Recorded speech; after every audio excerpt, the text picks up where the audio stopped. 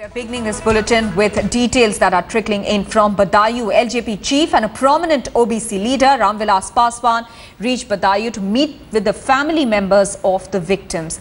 After the meet, Paswan said that he will raise the issue in the cabinet meeting to take place today.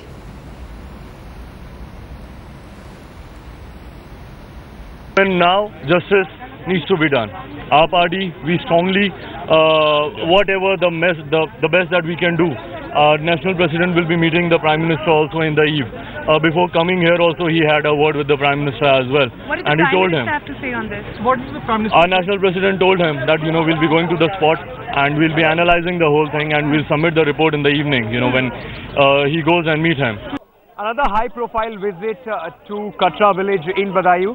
Chirag Paswan and Ramvilas Paswan, Union Minister Ramvilas Paswan has just landed. In fact, yesterday this was the same helipad that was used by BSP Supremo Mayawati, and now behind me you can see that Chirag Paswan and Ramvilas Paswan, both of them have landed here, and to a certain extent, in a way, look at their supporters. This is what the politics in the country has been. Their supporters coming, garlanding them, and so far as what we know, that both of them have come here to express their condolences, to show their sympathy to the family of the two minor sisters, those who were gang raped and killed here in Badayu. This is another in the series of high-profile visits. Many are calling it the political tourism that has been happening. Rahul Gandhi, Meera Kumar, Mayawati, and now Ramvilas Paswan along with his son.